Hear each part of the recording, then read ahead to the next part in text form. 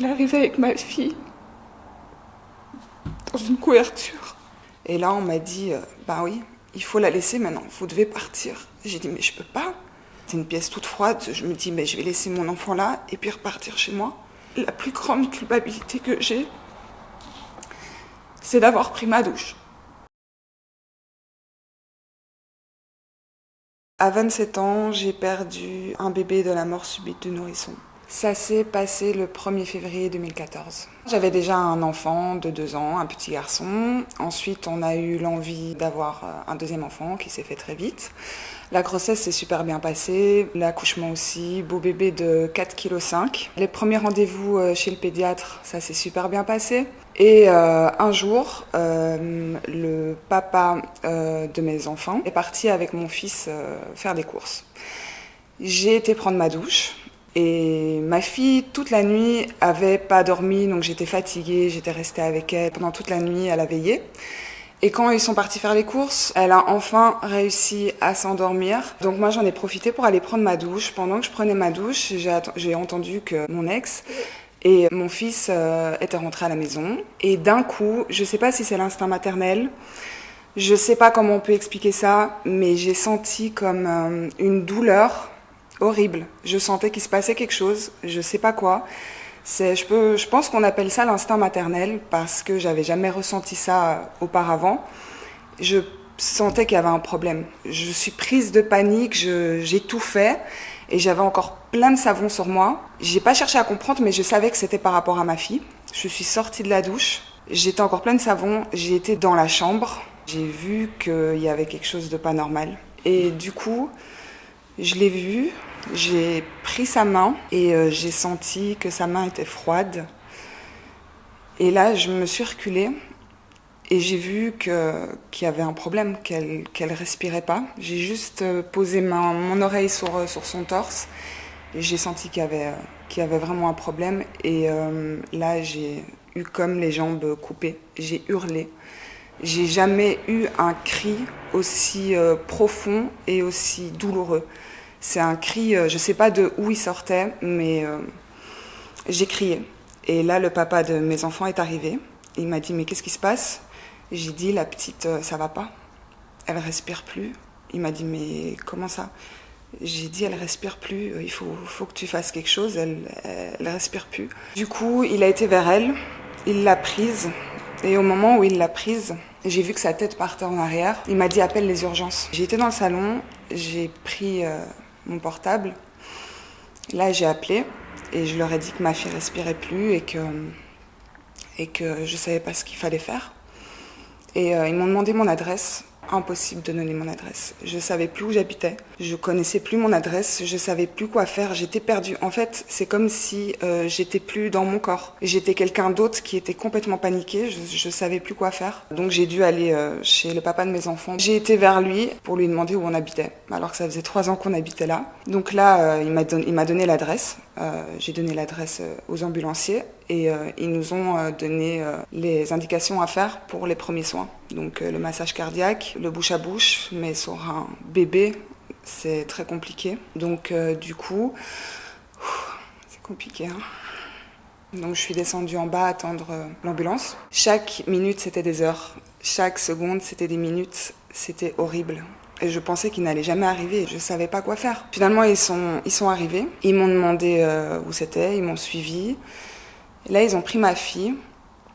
Et ils l'ont mis sur une surface pour commencer le massage cardiaque, pour relayer le papa de mes enfants. Et là, j'ai senti tout le poids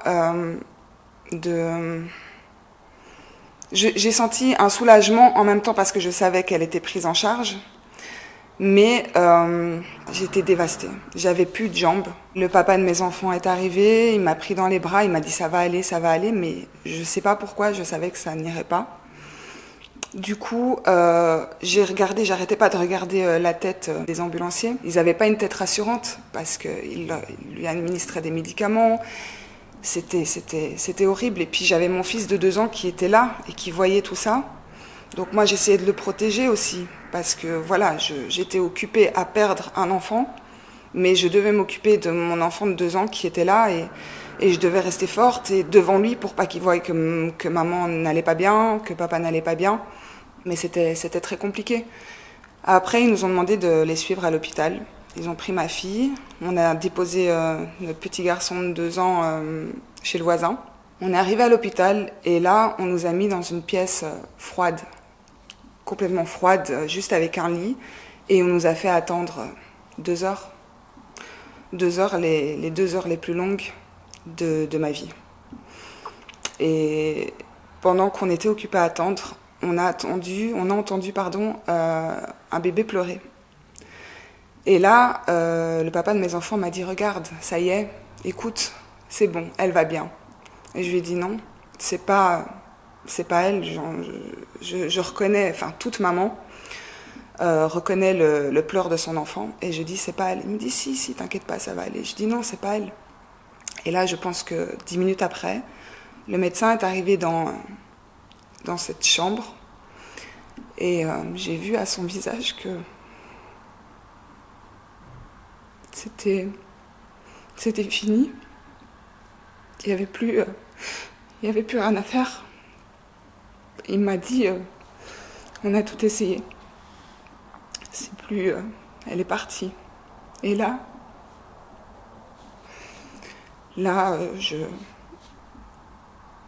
j'étais là. J'étais là mais j'étais plus là, je savais pas quoi faire. Et je dis mais qu'est-ce que je dois faire? Et même le papa de mes enfants, je l'ai maudit, je lui ai dit mais tu m'as dit que c'était elle qui pleurait. Pourquoi tu m'as dit que c'était elle qui pleurait? Et je l'ai tapé, je l'ai pris, je l'ai tapé parce que j'étais énervée, j'avais envie de taper tout le monde, j'étais en colère contre tout le monde. Et voilà, je suis restée là et là, le médecin m'a dit je vais vous apporter votre fille. 10 minutes après, il est arrivé. Il est arrivé avec ma fille dans une couverture. Et c'était horrible parce que elle était là, mais je me disais, il y a 2 heures, je lui ai fait un bisou. Il y a 2 heures, je lui ai fait un bisou, elle m'a souri. Et là, maintenant, elle est là. Et son corps est là, mais son âme n'est plus là. C'est juste son corps. Et on m'a dit que je pouvais rester avec elle autant de temps que je voulais. Je suis restée avec elle. On est resté avec elle pendant plus d'1 heure. Et j'avais pas envie de la laisser partir. Je voulais pas. Ça a été un déchirement horrible. Horrible. Jusque quand le médecin m'a dit qu'il fallait la déposer à la morgue. Et là, j'ai traversé tous les couloirs avec ma fille dans les bras. Je suis passée par la maternité avec ma fille dans les bras. J'entendais des bébés pleurer, des mamans qui venaient de donner naissance. Mais moi, j'avais plus ma fille. Ma fille était là et je maudissais toutes ces mamans qui... C'est horrible à dire, mais je maudissais toutes ces mamans qui venaient de donner naissance et qui ont eu un bébé et qui leur bébé allait bien. Et moi, ma fille était morte. On est arrivé à la morgue. Et là, il faut la donner. Donc, donner son enfant mort, c'est la chose que je ne souhaiterais même pas à mon pire ennemi. C'est horrible. C'est horrible. J'étais tétanisée et je me voyais pas. C'était une pièce toute froide. Je me dis, mais je vais laisser mon enfant là et puis repartir chez moi. Enfin, comment ça va se passer en fait? Et là, on m'a dit, oui, il faut la laisser maintenant. Vous devez partir. J'ai dit, mais je peux pas. Et j'ai dû la laisser auprès de ce médecin qui m'a dit que je pouvais venir la voir le lendemain, le surlendemain, jusque quand je fasse les démarches.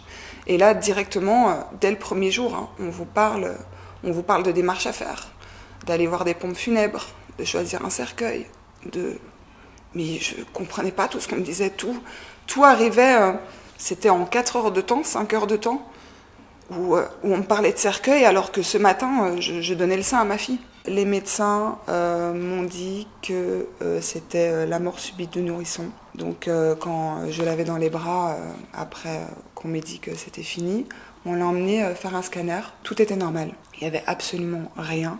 On m'a demandé si je voulais une autopsie. Je ne voulais pas. Parce que pour moi, c'était encore s'attaquer au corps de ma fille. Je ne voulais plus qu'on s'attaque au corps de ma fille. J'avais vu les médecins s'acharner sur elle. Et donc là, après le scanner, on m'a expliqué que c'était la mort subite du nourrisson. Que c'est un moment où le cœur se déconnecte quelques secondes du cerveau. Et ça arrive apparemment à énormément de bébés. On n'en parle pas beaucoup, mais ça arrive à beaucoup de familles.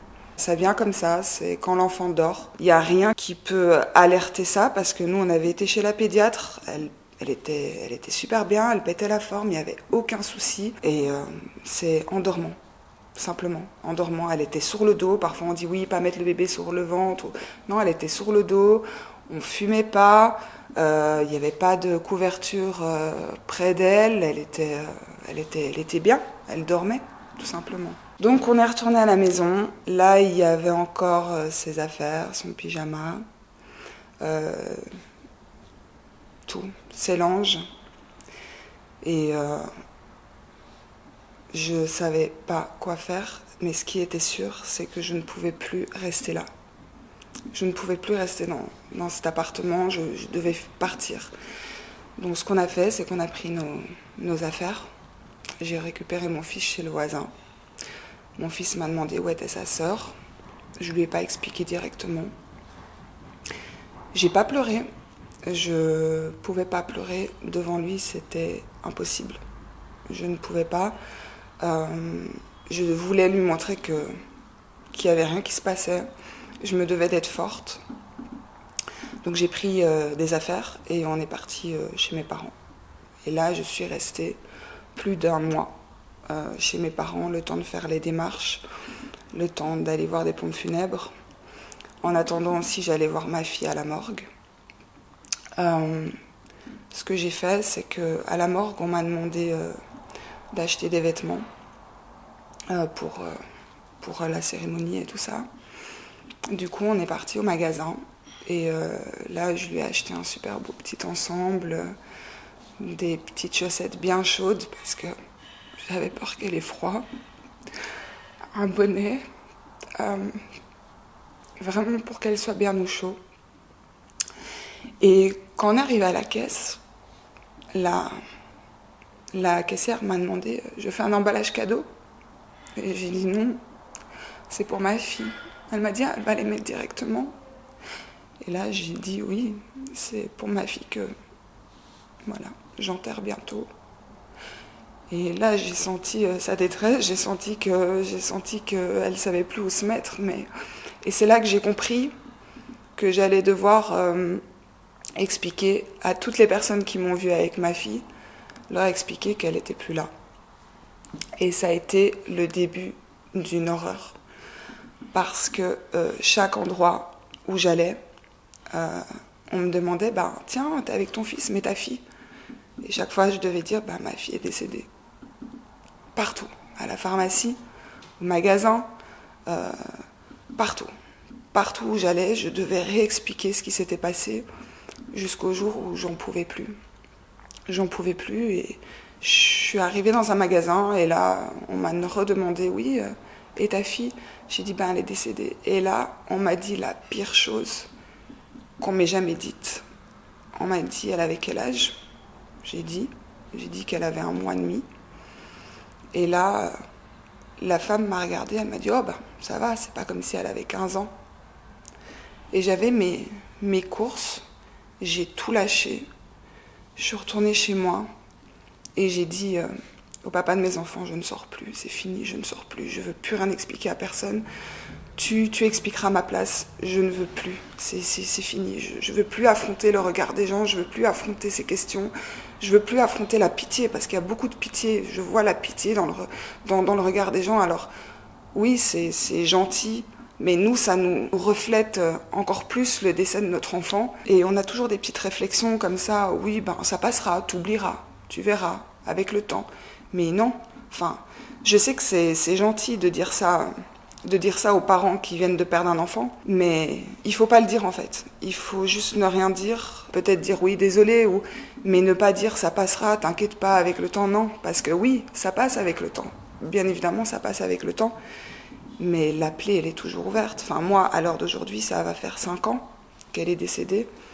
La plaie, elle est toujours ouverte. C'est juste, on a posé un pansement dessus, mais on enlève le pansement. La plaie, elle saigne toujours autant. Il n'y a pas un jour où je me réveille pas, où je ne pense pas à elle. Il n'y a pas un soir où je vais me coucher où je ne pense pas à elle. Je pense à elle tous les jours. Et je sais que je penserai à elle toute ma vie. Et du coup, les gens sont un peu maladroits. Après, je leur en veux pas. Mais il faut juste avoir un peu de compassion et juste dire désolé. C'est tout. Parce que le reste, ça fait plus de mal qu'autre chose, en fait. Et donc, du coup, après, la cérémonie s'est faite. Et j'ai dû lui dire au revoir. Mais choisir un cercueil qui fait pas plus de 60 cm et poser votre enfant dans un cercueil, c'est la douleur. C'est une douleur, c'est horrible. Et puis moi, mon fils, j'ai dû lui expliquer. Il savait pas c'était quoi un cercueil. Il comprenait pas tout ça. Il avait que 2 ans. Donc j'ai dû lui expliquer que sa sœur était partie et qu'elle reviendrait plus. Son petit cœur s'était arrêté et que il redémarrera jamais, parce que lui, il me posait souvent la question, oui, mais c'est quand que son cœur refonctionne? J'ai dit, mais plus jamais en fait. Son cœur ne refonctionnera plus jamais et tu dois dire au revoir à ta sœur maintenant. Et donc, il lui a fait un gros bisou, il lui a fait un dessin. J'ai tout mis dans le cercueil. Moi, j'ai écrit une lettre à ma fille aussi. Parce que la plus grande culpabilité que j'ai, c'est d'avoir pris ma douche. Alors, c'est con, hein. J'ai juste été prendre ma douche. Mais je me dis, j'aurais peut-être pas été prendre ma douche. J'étais fatiguée. J'étais restée avec elle toute la nuit, à veiller sur elle parce qu'elle dormait pas. Je lui ai donné le sein toute la nuit. Je voulais juste aller prendre ma douche 5 minutes. Et je me dis que si j'avais pas été prendre ma douche, elle aurait peut-être été là. Alors on me dit d'arrêter de penser à ça, mais c'est une culpabilité horrible parce que j'étais là. Et je ne peux pas penser à autre chose que ça. C'est dans ma tête, jour et nuit. C'est et si, et si, et si. Mais après, voilà, il faut que j'essaye d'avancer. Et il y a un jour, je suis partie au magasin. C'était 1 ou 2 semaines après son décès. J'ai acheté un pyjama. Voilà, j'ai acheté un pyjama rose. Je suis rentrée à la maison et il m'a dit, mais pourquoi t'as acheté un pyjama? Et là, la réalité, et c'est à ce moment-là que j'ai compris que non, mais arrête, ta fille, elle reviendra pas en fait. Mais c'est un travail très très long, il faut rester fort, surtout quand on a déjà un enfant. Il faut rester fort pour l'enfant que vous avez déjà. Moi, je pense que honnêtement, je n'aurais pas eu mon fils. Je ne sais pas si j'aurais encore été là, parce que la douleur a été tellement forte que j'ai pensé au pire. J'ai pensé à la rejoindre, j'ai pensé au pire. À me dire, de toute façon, j'ai plus rien. Donc voilà, je peux partir. Mais j'avais mon fils. Et mon fils compte plus que tout au monde pour moi. Je n'avais plus que lui. Je ne pouvais pas le laisser. Je pense que la meilleure personne qui m'ait fait avancer, c'est mon fils. Je pleurais quand il n'était pas là. Et devant lui, je lui montrais que maman allait bien. Je lui expliquais les choses. Il demandait beaucoup après sa sœur, parce qu'il avait que 2 ans. Donc malgré que je lui explique, il ne comprenait pas. Mais je lui expliquais. Mais lui, il gardait le sourire. Il ne comprenait pas c'est quoi la mort. Et je restais forte. Je me devais de rester forte. Je me devais de rester forte pour le papa de mes enfants aussi, pour l'aider aussi à avancer. Je devais continuer à me battre pour lui, je devais continuer à l'emmener à l'école, je devais continuer à aller au parc, avoir d'autres enfants, avoir des petites filles. Je devais continuer tout ça. Et plusieurs mois après le décès de ma fille, je suis retombée enceinte. Et là, ça a été très compliqué parce qu'on ne s'attendait pas à une nouvelle grossesse. On se demandait qu'est-ce qu'on fait. Mais moi, ça a été comme une évidence. Pour moi, c'était un cadeau. Je me suis dit, allons-y. Allons-y, j'avais la peur au ventre, mais allons-y. Mais tout ce que je voulais, c'est que ça ne soit pas une fille. Je voulais juste que ça soit un petit garçon pour pas retransmettre le décès sur ce nouvel enfant. Et ça a été un petit garçon. La grossesse a été un peu compliquée parce que ça a été très rapproché. Ça a été compliqué de le dire aux gens aussi parce que les gens sont toujours dans le jugement, à se dire ils ont perdu un enfant, ça y est, ils ont déjà un autre. Nous, on s'en foutait. On s'en foutait de la vie des gens. On s'est dit, pour nous, c'est un cadeau. C'est un cadeau et je pense que ça va nous permettre de ne pas s'arrêter sur un décès, mais de continuer sur une naissance et de redonner un petit frère à notre fils. Mon fils est arrivé le 19 novembre. Ça a été l'un des plus beaux jours de ma vie. Après toute cette misère, toute cette colère, toute cette tristesse. Et aujourd'hui, je l'appelle mon rayon de soleil parce que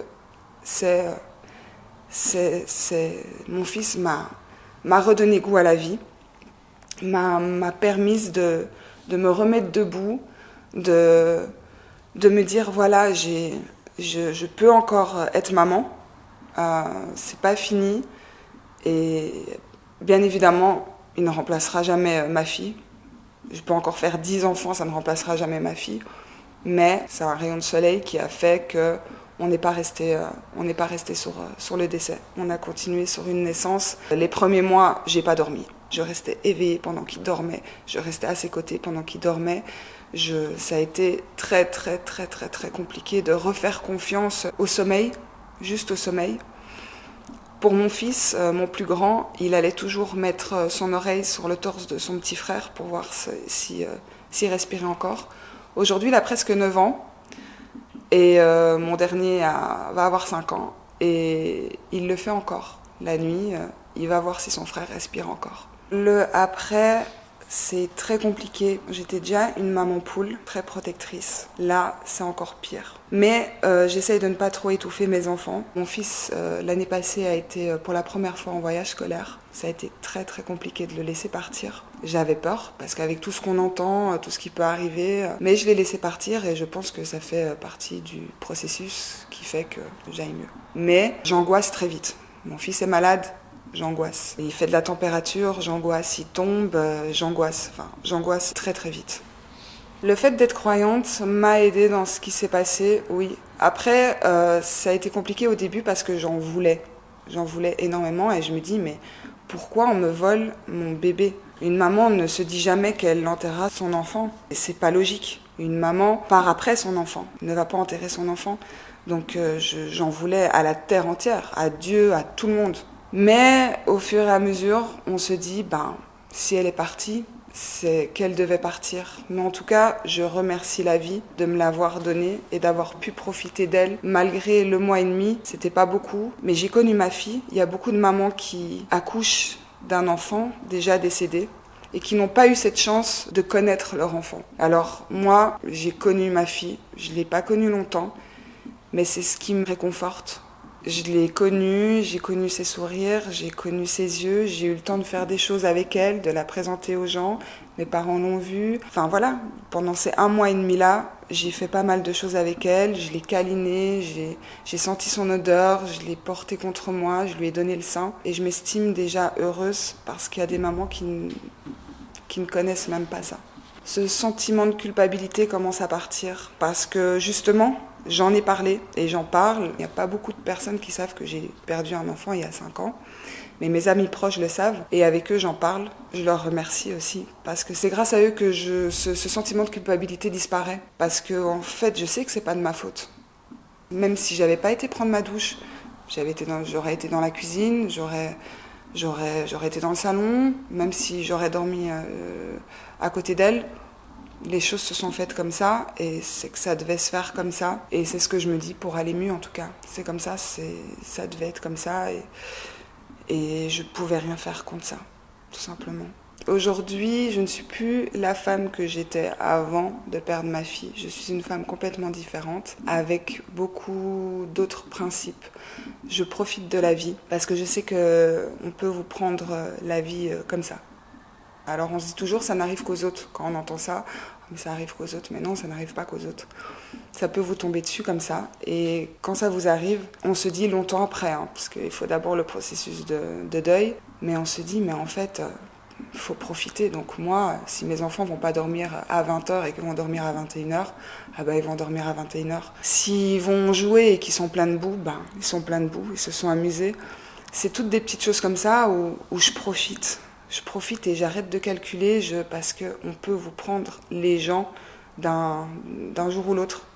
Donc je suis plus la même femme qu'avant. C'est comme si j'avais été amputée. Une maman qui a perdu un enfant, c'est comme si elle avait été amputée d'un membre. Donc moi, j'avais mes 2 jambes. Après le décès de ma fille, on m'a amputée d'une jambe. Alors c'est compliqué, il faut réapprendre à marcher. C'est très très long, mais au final, on arrive à faire les choses, on arrive à remarcher, mais il vous manque une jambe. Et ça, elle reviendra jamais. Donc on continue à vivre, mais en ayant quelque chose en moins. Et la chose qui m'a le plus aidée, c'est d'en parler au papa. Donc tous les jours, on en parlait. Et de jour en jour, on se soignait comme ça. Alors si j'ai quelque chose à dire aux couples qui ont perdu un enfant, c'est de rester soudés. Il faut en parler. Parlez-en entre vous. C'est ce qui fera votre guérison. Après, vous n'oublierez pas, ça c'est clair et net. Il ne faut pas se dire oui, on va oublier, jamais. On n'oublie pas la mort de son enfant, mais restez soudés. Les mamans, restez fortes, surtout si vous avez déjà un enfant. Battez-vous pour votre enfant qui est encore là, parce que lui n'a rien demandé. Ne baissez pas les bras. Faites le maximum pour surmonter ça. Je sais que c'est dur, mais vous y arriverez. Tout ce qu'on me disait avant, quand on me disait le temps fera les choses, le temps fait les choses. Ça met beaucoup de temps. Moi, ça fait 5 ans, j'en ai encore beaucoup de mal à en parler, mais j'en parle parce que ça me fait du bien d'en parler. Donc n'hésitez pas à aller voir des associations pour en parler avec vos amis, mais ne restez pas avec ce sujet comme un sujet tabou. Non. Moi, je dis que j'ai 3 enfants. Je dis pas que j'en ai que 2, je dis j'en ai 3. Même si ma fille est décédée, je suis maman de 3 enfants. Votre enfant est toujours là et il restera là et il faut en parler. Ça vous fera du bien.